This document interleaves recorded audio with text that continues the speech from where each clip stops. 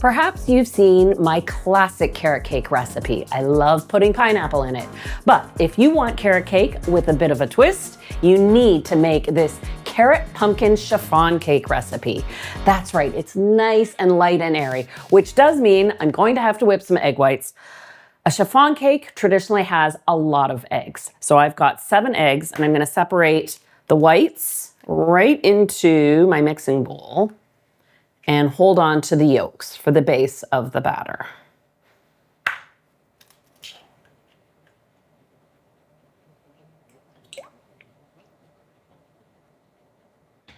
I'll set these aside for now and work on this base. So it's only the egg whites that need to be whipped in a mixer using electric beaters. The rest of the batter comes together by hand. So to give this carrot pumpkin chiffon cake its color, its structure, and its moisture, I have a combination of pure pumpkin puree, so not the pre-sweetened or spiced one, some neutral oil, so just like a carrot cake, it's an oil-based cake, and I have some organic carrot juice. If you have a juicer, you can juice your own carrots. I give it a little stir just to bring it all together. That really gives a lot of carrot color and flavor. And in go the egg yolks.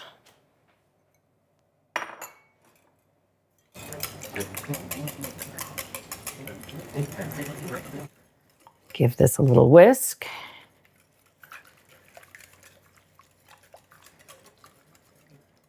And now it's time to sift the dry ingredients. A chiffon cake has a more delicate crumb structure. It's got smaller fine bubbles, but is super tender. So I rely on cake and pastry flour for really all of my chiffon cake recipes, including this one. And I am going to add my sugar. I'm calling it a dry ingredient here. Let me get that sifting a little bit. And now I can add my little ingredients, including baking powder, a little bit of salt, and then for spice, I've got a combination of ground cinnamon and ground ginger.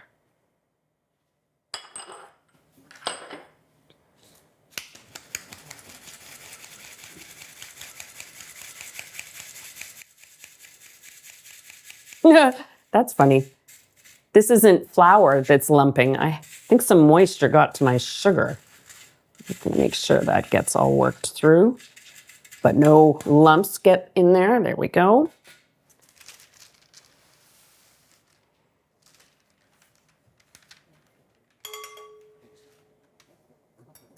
I'll switch to a spatula, add my dry ingredients all at once to this carrot pumpkin base.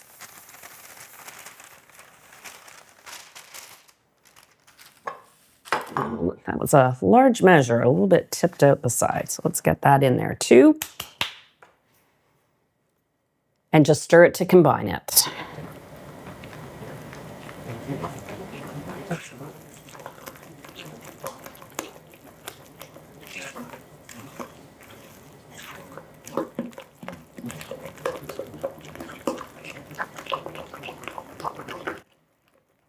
All right, that's nice and smooth.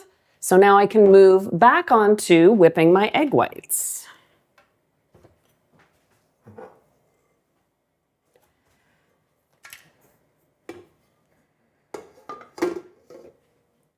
So 7 egg whites takes a little while to whip. It takes a little while to get to frothy, almost to a soft peak. But because I'm not adding sugar to these egg whites, that time between a soft peak and a stiff peak or even over whipped is very quick. And because I'm not adding sugar, don't expect that glossiness or sort of frothy, shiny appearance to your egg whites. They will still be dull even when they're whipped perfectly to a medium peak.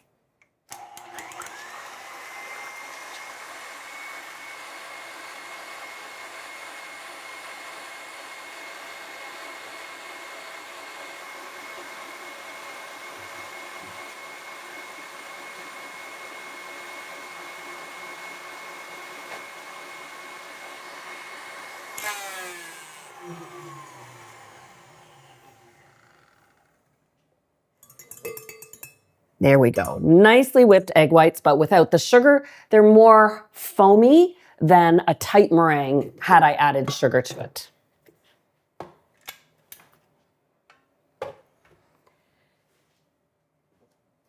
Now I'll add my egg whites in 2 additions, starting with a third. And I always consider that first addition of egg whites as a bit of a sacrifice to this base batter.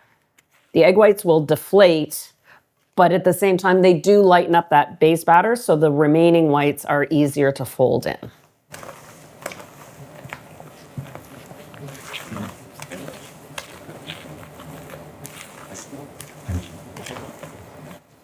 And now the remaining whites can go in all at once.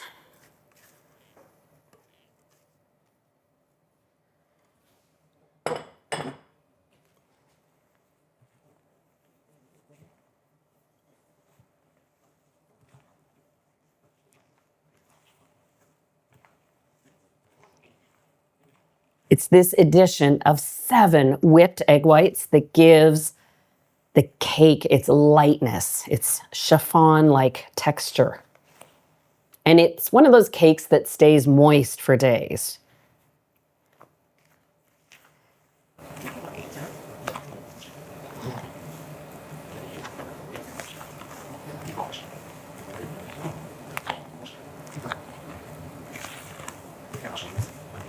When you no longer see streaks, then you know your batter is completely folded. And when you pull from the bottom, if the color is even, oh, there's one little streak there.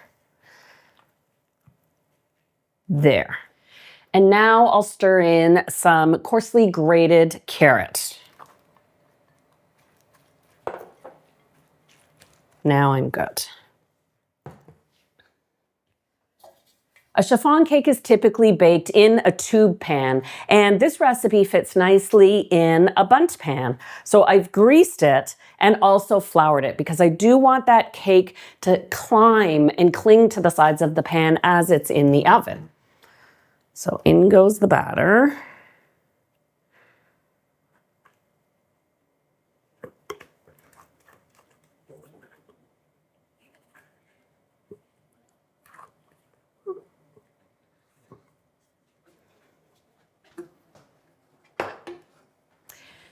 And this is now ready for the oven. I've preheated it to 350, and because of this volume, this cake takes 50 to 60 minutes to bake.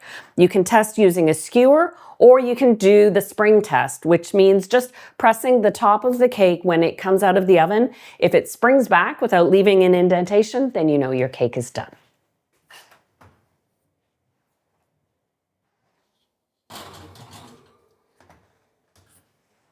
Before I go do the dishes, a last note. When the cake comes out of the oven, you need to invert it. You actually cool it upside down on your cooling rack. That way, the delicate whipped egg sponge, the eggs pull down from the bottom of the pan down, and that holds the volume of your chiffon cake as it cools. Time to do the dishes.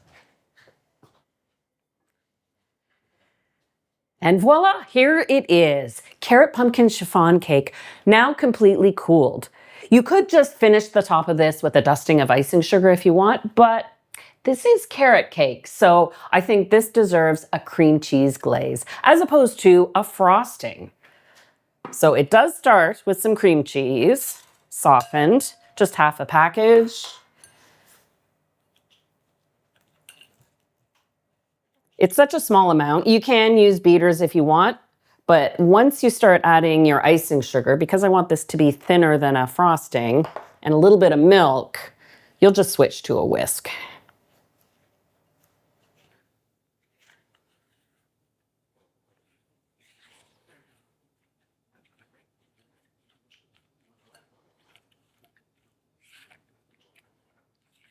All right, once you've got your cream cheese and icing sugar nice and smooth, you work in your little bit of vanilla.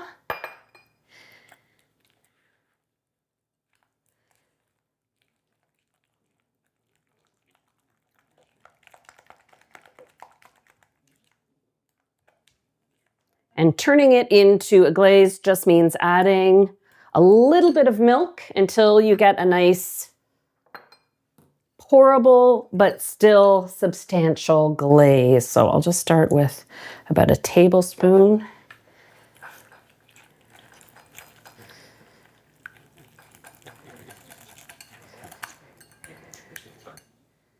Nope, too thick.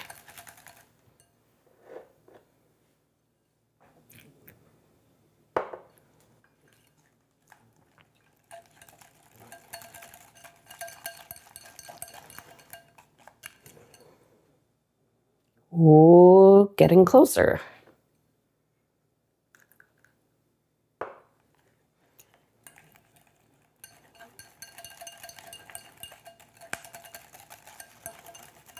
Okay, I think we're there.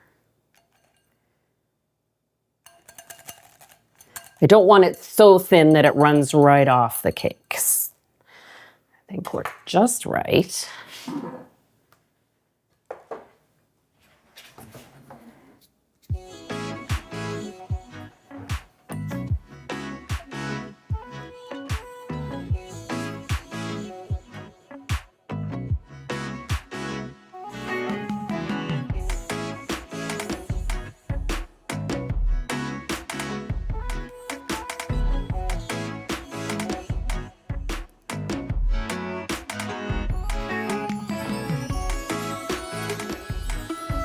Just a little coaxing.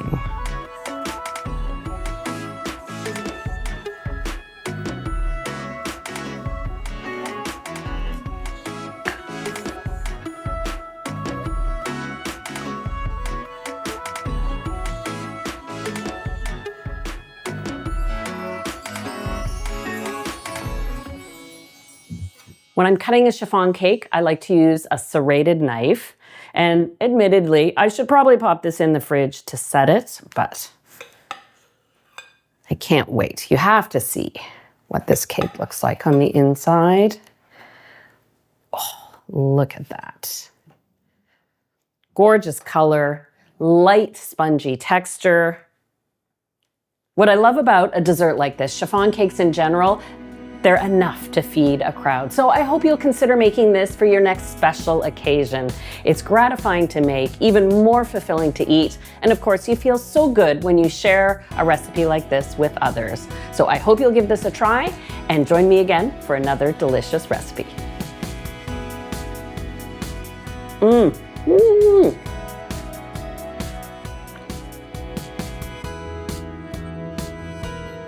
It's the carrot you taste more than the pumpkin. I think the pumpkin's there for the texture. And the glaze. Gotta love it.